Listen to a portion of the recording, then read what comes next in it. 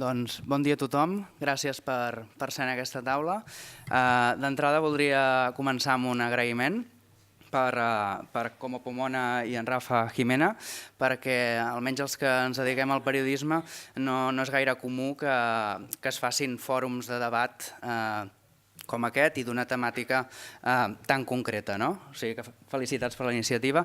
I d'altra banda també un agraïment per poder estar aquí avui, perquè una persona com jo, que probablement sigui l'últim que ha arribat en el món del vi, que s'hagi tingut en consideració i que també podem explicar la visió dels joves, sempre és encoratjador i moltes gràcies per l'acollida de tot el món del vi en aquesta línia. Avui parlarem de com veuen el vi i de beure i d'ingerir, per tant, i de beure el vi als joves. I tenim aquí a tres companys que són estudiants o que són joves consumidors del vi i tracten des de diferents vessants. Però abans volia situar una mica el debat, perquè aquests dies, per exemple, ha sortit bastant sovint la qüestió de si els joves beuen poc vi o no hi estan avesats. Jo crec que ha sortit en comentaris aquí en obert, però també a vegades en converses que hem tingut aquests dies, i algú fins i tot crec que la frase més il·lustrativa d'això és la que em va dir algú ahir, que em deia que el meu fill de 23 anys passa del vi directament. És, crec que un bon punt de partida. Jo he intentat, més enllà d'aquesta percepció i de molts cellers, per exemple, que a vegades diuen mirem de fer estratègies per acostar els joves i per exemple, potser les bombolles no agraden massa, anem a veure com reduïm bombolles, per posar un exemple. He intentat buscar dades sobre tot això i realment és bastant complicat. Perquè, per exemple, sí que a l'informe de consum alimentari a Espanya l'any 2017, que és l'últim disponible i que publica el Ministeri d'Agricultura, quan repassa tots els vins, blancs, negres, escumosos, sempre deixa anar la frase que els joves són els que menys consumeixen aquests vins, però no aporta dades. I a nivell de dades disponibles, públiques com a mínim, hi ha alguns estudis, però potser hauríem de veure la mostra amb la qual s'han fet, que potser és de dubtosa credibilitat o que no convenen ara mateix comentar-los. Per tant, la qüestió és si en tot aquest context el món del vi haurà d'aplicar canvis, tal com es planteja ara, com es comunica ara, per atreure també els joves. I la qüestió és si els joves no beuen vi pel preu, si és una qüestió que potser ningú no pensa en ells quan es comunica el vi, o potser és una qüestió que cal ser més transparent, un tema que també ha aparegut avui. I donaré la paraula als meus companys. D'entrada tenim en Carles Velasco, que ell és estudiant de sommelleria al CET i també té experiència també familiar i personal en el món de la restauració. L'Alain Gómez també tenim, que ell en el seu cas és estudiant d'enologia a la Rovira i Virgili i també té experiència en restauració i ofereix tastos setmanals en un establiment de Tarragona. I per últim l'Àngela Aramayo, que es dedica a la comunicació a través de l'agència Lipsum i també té experiències amb el tema de la comunicació gastronòmica, per exemple a través de Saborea Espanya. Si voleu, Carles, quina és la teva experiència? Quin vi beuen els joves? Hi ha molts estudis, com tu has dit, realitzats sobre el consum de vi. Gràcies. Sobre el consum de vi entre els joves al territori espanyol. Tots aquests estudis diuen que prefereixen el vi negre, sempre amb denominació d'origen, i el trien més pel preu que per la seva qualitat. Això diuen els estudis. La meva experiència a la restauració no va per aquest camí en cap cas i diu que sempre els joves, els estudis diuen 18-35 anys, potser a la franja més baixa d'aquesta forquilla, jo crec que els joves, quan s'adrecen a un restaurant amb intenció de beure un vi, es decanten sempre per un vi blanc afruitat. Jo crec que fruit del desconeixement, ganes de beure un vi, anem a lo segur, crec que fan jo no he fet cap estudi, però crec que fan una correlació d'idees molt bàsica i que amb ells i elles els funciona. Un vi blanc ens el serviran fred, per tant serà més refrescant i no astringent. Un vi blanc serà més suau que no pas un negre. Entre els vins blancs trobarem vins més econòmics i la fruita és dolça i agradable, per tant un vi blanc afruitat ens agradarà segur. Això sé que són afirmacions molt aleatòries i arbitràries, però si t'enfrontes a la clientela més jove i no introduïda al món del vi en un restaurant, acabaràs venent molt de vi jove, blanc i afruitat. Jo crec que aquests joves no introduïts, no versats en el món del vi, no estan preparats per entendre o per triar entre un vi blanc amb fusta o sense, entre un negre jove de maceració carbònica o un altre, entre un cava mètode ancestral d'un escumós charmant. Vull dir, és impossible que sàpiguen triar si volen això o volen allò, i sobretot perquè ara els joves d'avui en dia, els millennials, arrelats a les xarxes socials, als nous canals de comunicació, són potser la generació més ben preparada per seguir les modes que hi ha hagut mai, i als restaurants sí que detectes que comença a augmentar molt el consum d'aquest vi rosat de poca coloració que està tan de moda, d'aquests negres de zones emergents del territori com potser de Jumilla o de Madrid, però jo penso que és més un seguiment de les noves tendències que no pas que els joves guanyin de cop coneixement o experiència. Evidentment, quan dius joves, una altra història són els joves ja introduïts en el món del vi, els que estudien com enologia o sommelleria, per exemple, els que treballen a la restauració potser de cert nivell i els interessa, els que viuen en zones molt potents del món vinícola com del Penedès, que per la meva experiència o companys que tenim al CET són nanos i nanes de 20 i pocs anys i tenen una cultura vinícola bestial, que jo al Maresme, que soc del Maresme, vull dir, és impossible, no existeix aquesta cultura i és admirable per mi, però aquests joves versats en el món del vi com seríem o com són, per mi no són exemple, perquè la majoria blanc, jove i afruitat. Crec que aquest és el problema, no és un problema. Jo crec que el problema és el mínim consum de vi en termes generals al país, i a remolc que els joves en beuen poc i només d'uns pocs tipus. Crec jo que va per aquí. Sí, de fet l'Helene també parlava del desconeixement i creu que si se superés aquesta barrera del desconeixement potser augmentaria aquest consum de vi. Sí, buenos días. Buenos días. Sí, desde mi punto de vista creo que la primera barrera para los jóvenes es la falta de conocimiento del vino, porque creo que uno de los principales errores que hace este consumidor joven es englobar el vino como un único producto. En cambio eso es un gran error.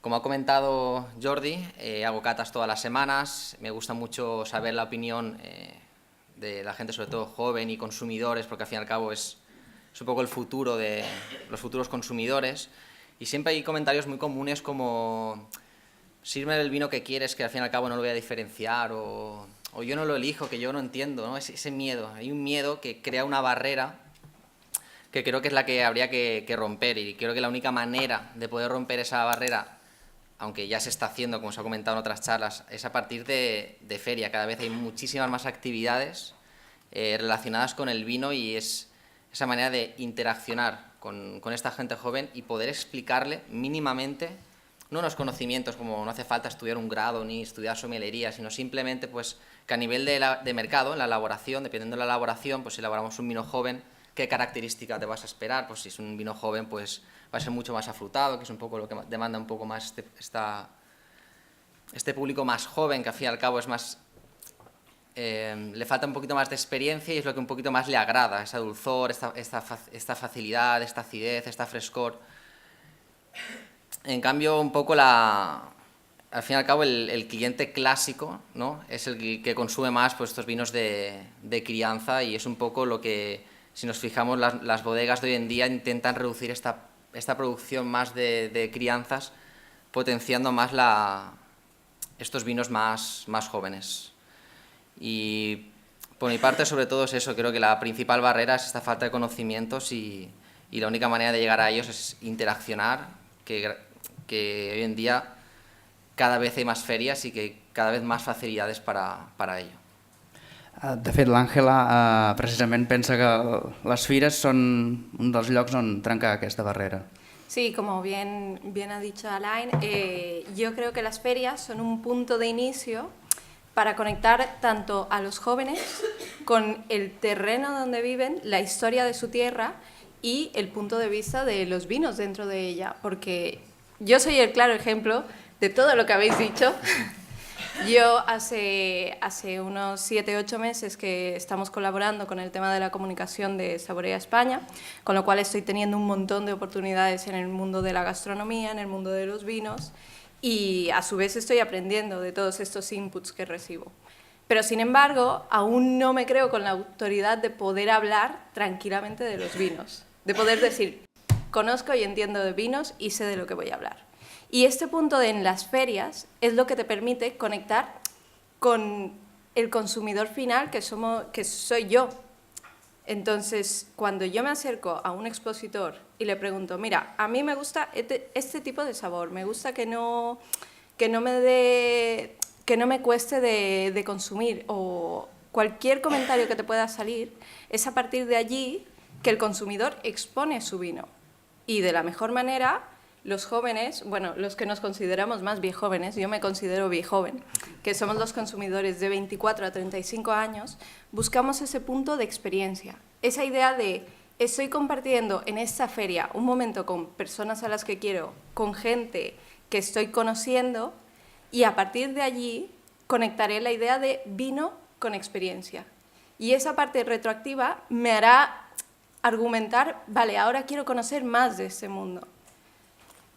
Y bueno, yo quería acabar mi presentación un poco con una idea muy romántica, y es que yo vengo de Bolivia, estoy aquí hace 12 años, y justamente el septiembre pasado pude volver a ella, después de 12 años. Y entre todos los viajes que nos planteamos con mis padres, que fue con los que fui, hubo un trocito que era Tarija. Tarija se la conoce como la Andalucía boliviana. Ahí existen uno de los mejores vinos que he probado en mi vida, que son vinos que se crían a más de 2000 metros sobre el nivel del mar y tienen otro estilo de crianza. Yo no habría escogido ese viaje, ni habría escogido esa ruta de conocimiento de los vinos de mi tierra, si no la hubiera entendido a partir de la experiencia que he tenido aquí en España. Y bueno, ya para cerrar y daros un dato, lo que quería comentar es que una feria del vino de Cambrils, en su primera edición tuvo a 3000 personas como público asistente, y en su última edición, que creo que es la 9ª, ha tenido un público asistente de más de 15.000 personas. Es un dato importante que quiero que reflexionéis. Molt bé, moltes gràcies. Aquí tenim la primera intervenció que han fet tots, obrim torn de debat.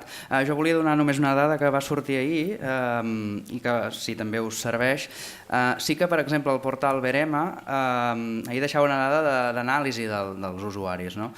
I deia que més de la meitat tenen entre 18 i 34 anys. Només ho deixo anar per si us serveix pel debat. Algú vol intervenir? Endavant. No, faci. Gràcies. Jo m'he trobat amb l'experiència una mica amb la línia del que heu comentat, i sobretot tu quan has dit connectar vins amb experiències. M'he trobat que alumnes meus a l'Escola de Disseny Eina, alumnes que estan entregats totalment a la birra, entre cometes, estan lliurant una batalla contra la birra en aquests moments a favor del vi, i té molt a veure amb el contenedor del vi, té molt a veure amb el disseny, té molt a veure amb la manera de comunicar, d'explicar, d'expressar aquesta gent, perquè són gairebé professionals del disseny, altra gent per altres raons, però amb l'experiència del vi. Ells van arribar a l'experiència del vi a partir dels vins que ahir ens van explicar els germans Virgili. Vull dir, aquests contenidors externs, és a dir, que no han començat per un nivell alt d'erudició i de parlar de fustes i parlar d'envelliments, sinó que han començat per el contenidor d'aquests vins. Els ha atragut moltíssim el disseny, els ha atragut moltíssim els missatges i a partir d'aquí han començat a descobrir coses. Vull dir que no és una batalla perduda, jo crec que no. I tenen 23, 24, només com a punt, és simptomàtic que la partida guanyada entre els joves sembla que la té la cervesa, però si vostè observa la publicitat que s'està fent de la cervesa els últims mesos, efectivament, aquestes simulacions de cates de vi que s'està fent, això ja és simptomàtic que potser estan perdent un pèl de terreny. Sí, per això dic que és donar-s'hi l'experiència, ensenyar-s'hi, fer-ho compartir. En fi, sobretot això, jo us volia fer aquest apunt, però no sé el que vosaltres tingueu que dir sobre la vostra experiència, però jo crec que al vi li falta una mica de docència, li falta una mica de pedagogia externa. En aquesta línia, ja que parlàvem de publicitat, no sé com rebeu la publicitat o els inputs que arriben des del sector del vi. Yo desde el sector del vino lo que sí que veo es que el tema de las etiquetas, perdón, otra vez, si voy a decir cualquier bestialidad, pero tienen ese punto de el diseño es lo que realmente me atrae en un vino. Luego su sabor y evidentemente si te gusta más, si te gusta menos. Pero esa entrada por los ojos desde las etiquetas es una manera de comunicar muy buena, porque tienen un terreno que en una cerveza, todos sabemos lo que vamos a buscar en una cerveza. Una cerveza no te fijas en la etiqueta. Un vino es casi una señal de la personalidad que tiene ese vino y está puesta en su etiqueta. Y esto lo he hablado con varios amigos que tengo que estudian publicidad y que han estudiado todo el tema del diseño detrás de esto, de la dirección de arte, y siempre sacan el punto de vista del mundo del vino como un lugar para exponer y para poder crear desde cero cualquier tipo de etiqueta. Yo os quería comentar, estoy absolutamente de acuerdo con el tema de las ferias y creo que antes hablaba de mi libro, nunca mejor dicho, y comentaba que veo el vino desde un punto de vista emocional. Pero creo que en la educación de en el acceso al vino de los jóvenes hay una parte que empieza mucho antes de que consuman vino, y es la parte de la educación sensorial, de la educación diría, que creo que hay que hacerla con niños. A mí me parece que los jóvenes cuando llegan a 20, a 21 años, a los que sean, están muy habituados a las bebidas edulcoradas, no tienen ningún problema en diluir un alcohol de altísimo octanaje en Coca-Cola, y sin embargo prueban el vino y el sabor les repatea un poco. Me sorprende también que, es decir, yo creo que hay que educarles en otros sabores alternativos a lo dulce, porque esto no se aprende de un día para otro. Y siempre pienso que ¿por qué cuando los niños van a las bodegas, cosa que me parece una oportunidad excelente, solamente les damos mosto lleno de azúcar? Cuando el vino sería mejor darles zumos de frutos rojos, de frutos negros, es decir, empezar por ahí una educación sensorial. O no darles nada, oler en vasos. Efectivamente, en vasos. Nosotros en Sumillería, porque hay algunas compañeras aquí, en las primeras semanas nos las pasamos simplemente oliendo especias, frutas, cosas en vasos opacos, y es un mundo también, y los niños creo que es un juego al que pueden jugar.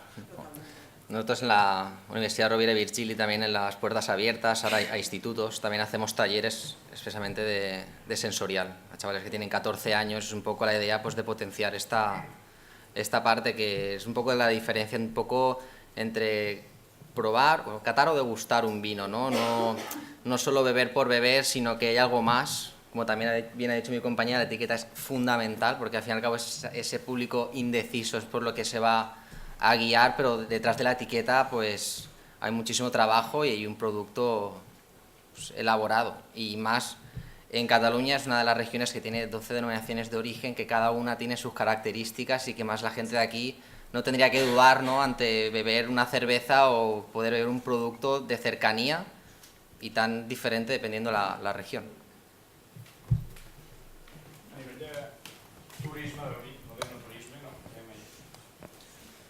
A nivell de no-turisme, del turisme del vi, no sé què us sembla, si potser també l'estem encarant molt a un públic més adult, no? I busquem molt la venda després, el rendiment, no? Públic que compra vins de gamma alta, i potser el turisme del vi també l'hem d'enfocar, potser sense anar a l'extrem que vèiem ahir, o sí, qui sap, però s'hauria d'enfocar una mica més al jovent, fer visites o activitats, experiències més amenes, més fàcils d'introduir-te en aquest món sense començar a explicar tot el procés d'elaboració del vi en una visita, no? No sé com... Si ho trobeu o no ho trobeu. Jo crec que això serviria per totes les franges d'edat, però amb els joves sí, tens raó. I la litúrgia del vi des de la vinya i el celler fins al restaurant penso que està pensada per espantar especialment els joves. Jo m'hi trobo restaurants és que s'espanten, no. Quan van a comprar l'etiqueta els hi fa venir ganes de veure'l o no, però en un restaurant veuen una carta escrita i el sommelier o l'ajudant de cambrer o el que sigui, tot això espanta i a l'enoturisme crec que sí, que tens raó. Sí, de hecho, bueno, yo he llegado a ver bodegas que ya relacionan un poquito, hay una bodega en la Terra Alta que hace experiencia de kayak y vino, que haces una experiencia en kayak y al finalizar pues te están esperando con una cata de vino y también pues creo que es una manera de atraer a esa gente joven y que se está iniciando al mundo del vino. Por eso yo creo que, o sea, cosas como las que haces tú de catas de vino en las que no tecnificas demasiado sobre el vino, es una manera también de introducirlos y de que no tengan miedo a probar y no saber, sino de que puedan aprender de esa experiencia. Y en este caso las pequeñas bodegas son parte fundamental para añadir ese punto de proximidad ante la persona, que es al final lo que muchos jóvenes están buscando, es la exclusividad que pueden tener en la experiencia de probar ese vino.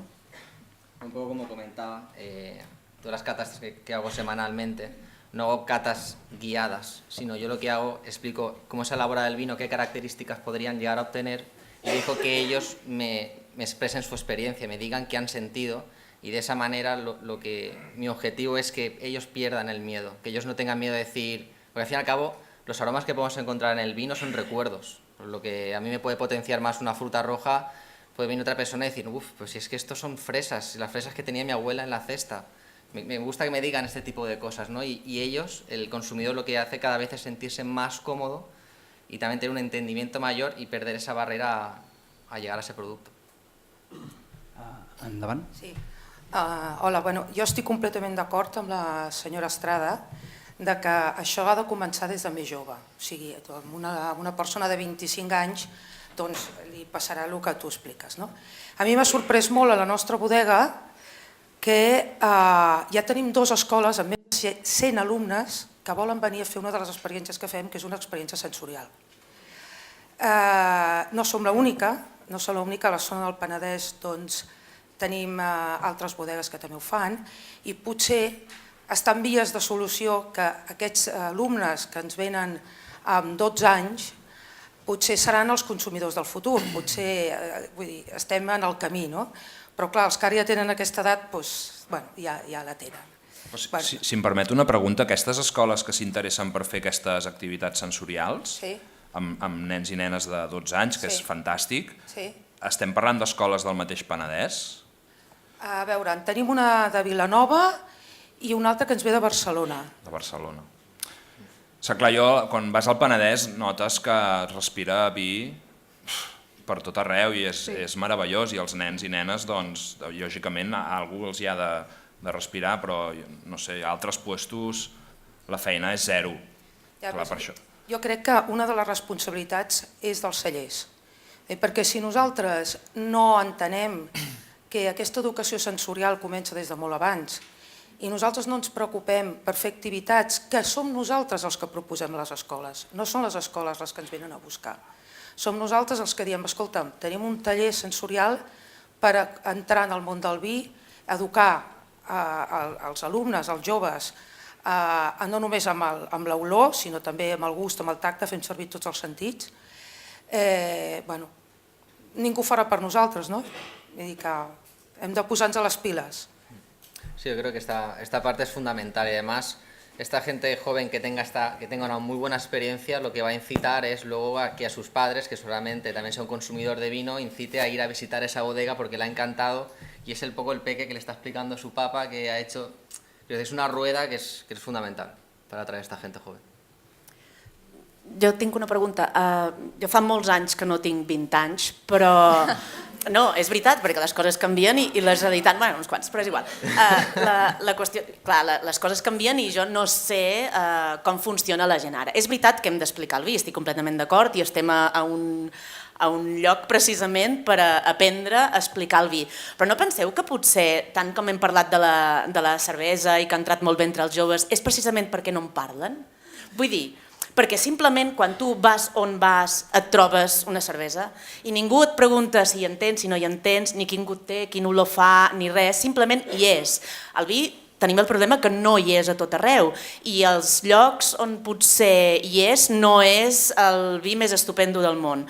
No penseu que també hi ha un problema d'haver volgut solemnitzar excessivament? Sí, és a dir, no ho sé, si vosaltres us trobeu... La litúrgia és fatal per adreçar-se als joves. Se'n van de festival i poden comprar un pack de llaunes on sigui, no necessiten res per beure-se-la, el vi, ojo, clar. Jo de jove ja en bevíem i ens havíem trobat sense obridor i bueno, unes històries. Clar, això la cervesa ho té guanyat, bueno, sembla una tonteria, però...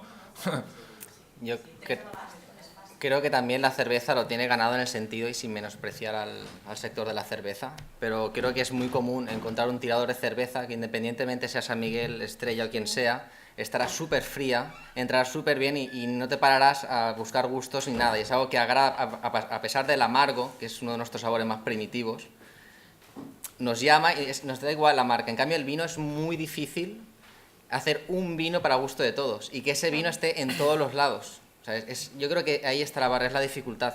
Porque dentro del vino hay diferentes sectores de consumidores y no puedes tener un vino para todos. Yo creo que ahí está más la dificultad. Pero yo creo que, bueno, yo creo que ahí está la diferencia.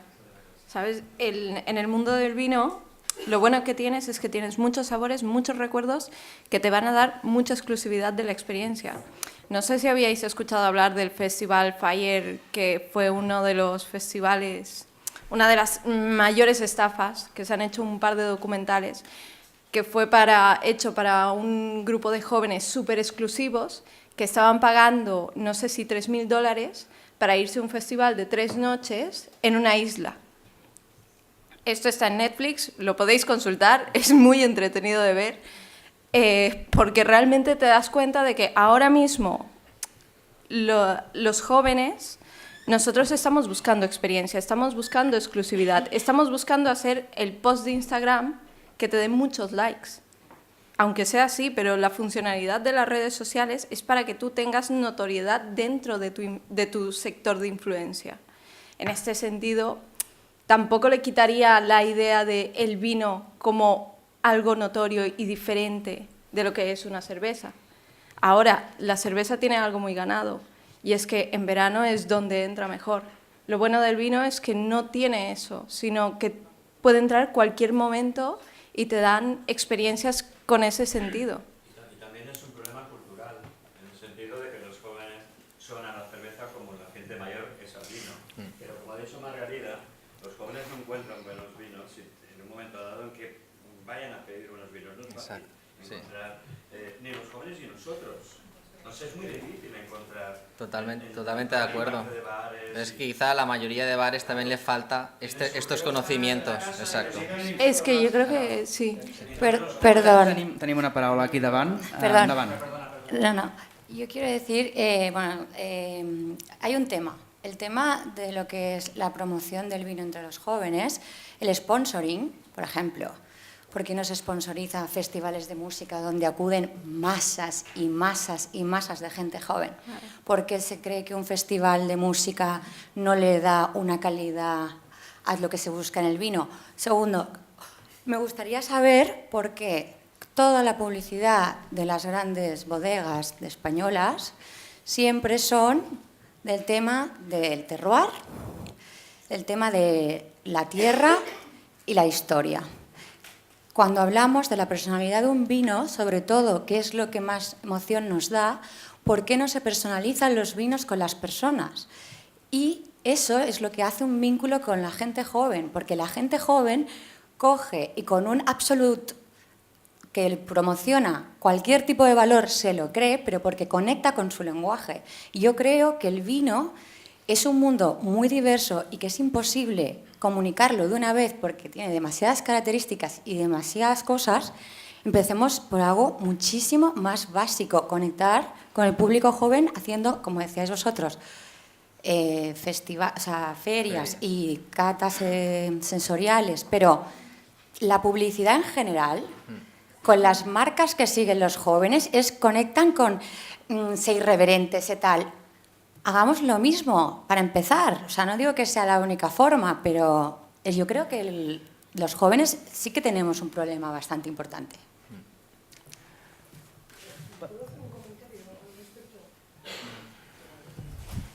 Creo que uno de los problemas, estoy de acuerdo con estos comentarios, es que cuando a veces surgen vinos irreverentes, los acribillamos. Entonces empezamos a decir que son muy malos, que si el vino azul, que si no sé qué, cuando al final creo que dices, mira, lo importante es que empiecen a conocer el vino. Ya vendrá un periodo en que madurarán y llegarán del vino dulce afrutado, que es el que beben al principio, porque vienen de los sabores dulces, ya llegarán a los blancos más secos y a otros vinos.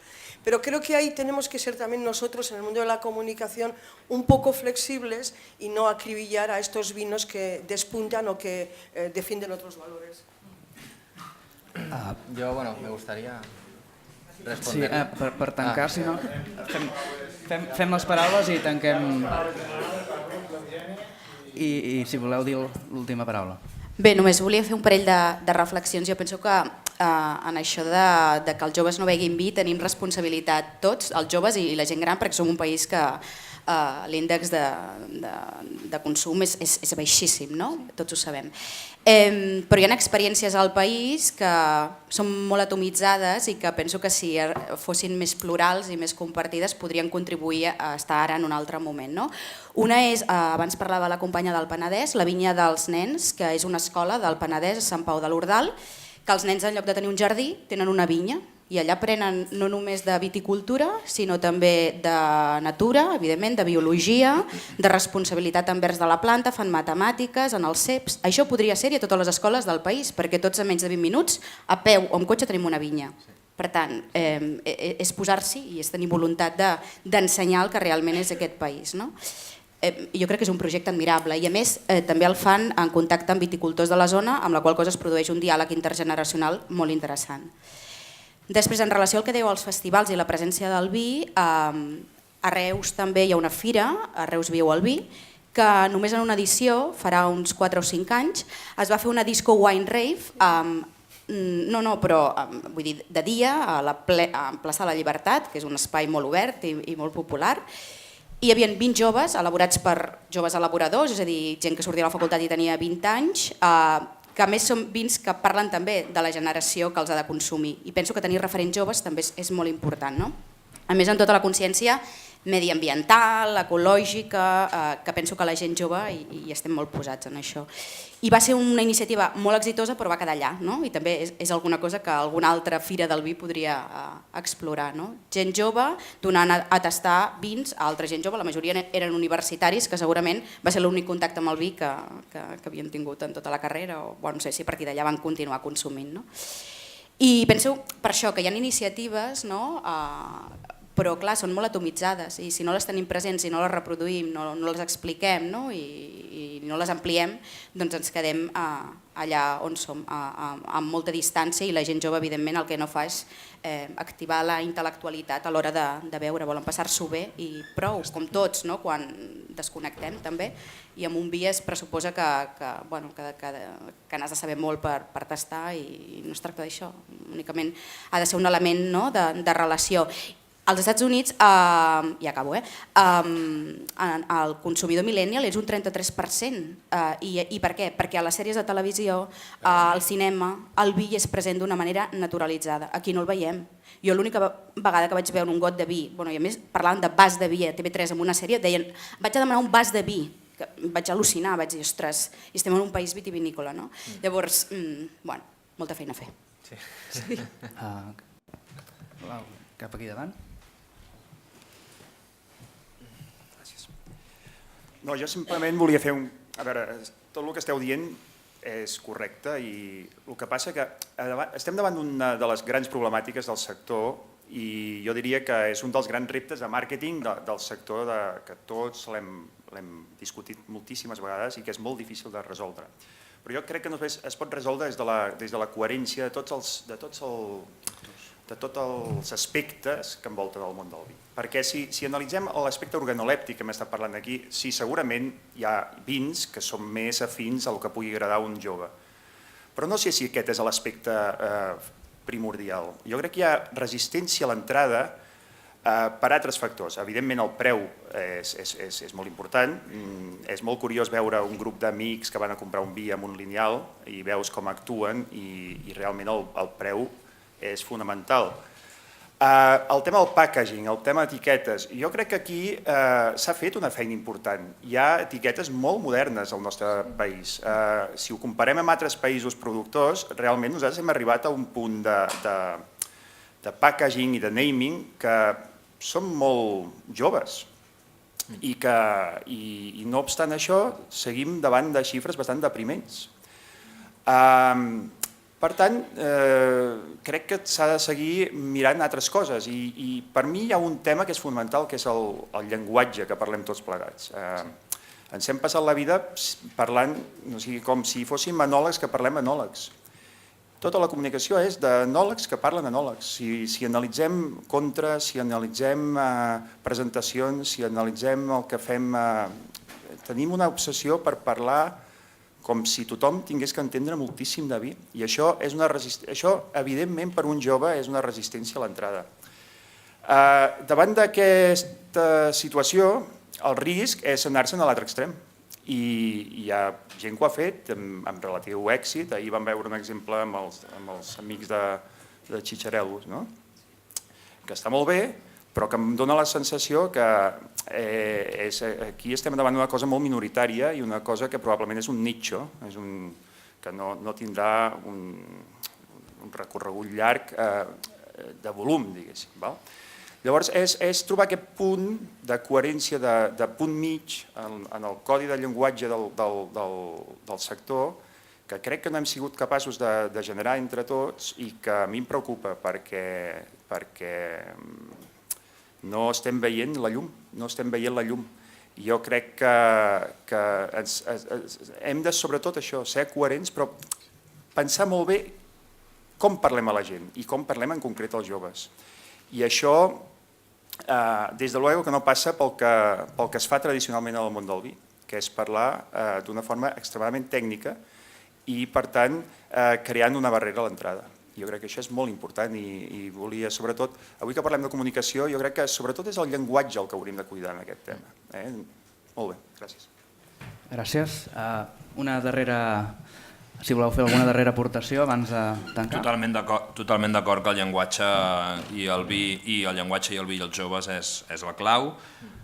Els festivals, concerts, penso que és on ells passen la seva estona d'oci més important, perquè són dates assenyalades, no es ven vi als festivals ni als concerts, o normalment no s'hi ven vi, no entenc per què, poder calimocho en algun, però no es ven vi, és així. I la companya al darrere deia de les escoles, tenir una vinya, superinteressant, apostar pel vi, el país apostar pel vi, però potser el país no ha apostat pas pel vi. Y aquest potser és el problema de país, no ho sé. Bueno, y un poco de acuerdo, tanto el tema del lenguaje como estudiante de enología nos enseñan a ser técnicos al más no poder, o sea, es algo muy cierto. En cambio tenemos una optativa al final que nos enseñan esta parte de romper este tecnicismo y te vas a dirigir a un consumidor en el cual no entiende nada y tiene que comprar, es el que te tiene que comprar. O sea que estoy totalmente de acuerdo. Por lo de los festivales, yo creo que aquí hay un concepto, si hablamos en el vino del nuevo mundo, del viejo mundo, ¿no? Nosotros somos el viejo mundo, el nuevo mundo sería California, Sudáfrica, Nueva Zelanda. Creo que ellos tienen un concepto de enoturismo que va muy ligado a lo que has dicho a nivel de conciertos, porque ellos no tienen un consumidor clásico, ellos sí que tienen ellos quieren agarrarse a ese consumidor joven, o sea, ellos no tienen historia, ellos no tienen terroir. En cambio, a nivel del viejo mundo, creo que es, y quizás un error, pero es nuestra insignia. Nosotros lo que vendemos es terroir, vendemos historia. Pues yo creo que un poco esta publicidad, un poco también el enoturismo un poco en global, va enlazado a esto que has comentado, a terroir, a historia, y porque al fin y al cabo es un poco lo que también atraemos a la gente de fuera. No sé si me llego a explicar o... Sí, no, te lo explicaba muy bien. Yo creo que esas son las insignias obviamente que se tienen que transmitir, pero no sé si conectan con el mundo joven. No, sí estoy de acuerdo que por una parte... O sea, tú puedes transmitir que tu vino es desde 1600 y que tienes unas calidades brutales, pero primero haz que esa persona consuma el vino, porque si no, ¿qué le vas a explicar? Pero es ese punto de convergencia que creo que las dos ideas de un extremo de este lugar tienen que llegar. O sea, es llegar al punto de... Por eso para mí las ferias del vino son súper importantes, porque estás permitiendo no eliminarte la parte técnica porque puedes explicar tu vino, pero quitarle el punto este de sobre un altar que está el vino, ¿sabes? Y bajarlo también un poco a la experiencia de somos una familia, estamos paseando por nuestro pueblo, Sí, pero la feria ¿sabes? tiene que ser el joven el que vaya. Sí. Sí. El festival eres tú el que le pones y él lo prueba. Él ya va. O sea, y lo digo porque los jóvenes van a festivales como mínimo 4 veces al año. Y les da igual dejarse 80 euros en un festival. Sí. Se dejan en un vino se dejan 5 euros, pero en un festival se dejan 80 euros. Y encima van toda la masa y todos están ahí con 500 cervezas. Creo que es una forma buena de entrar, me da igual, Sí. si quieres entrar solo con vinos blancos. Pero, porque muchos son a partir desde mayo a octubre. Pero, o sea, lo digo para entrar en masa, en masa para entrar con ellos. Porque yo tengo 34 años, me encanta el mundo del vino y soy una excepción de toda la gente que conozco, sabrá la diferencia entre los tintos, los blancos y las barricas. Y somos el primer productor de vino. Entonces, no sé, yo creo que tendríamos que hacer un ejercicio de humildad. Crec que haurem d'acabar-ho. Hi ha alguna petició més, si no després ho comenteu. Moltes gràcies a tothom i jo em quedo amb la idea de trencar la barrera de la por i l'educació sensorial com a idees que es poden anar treballant. Gràcies.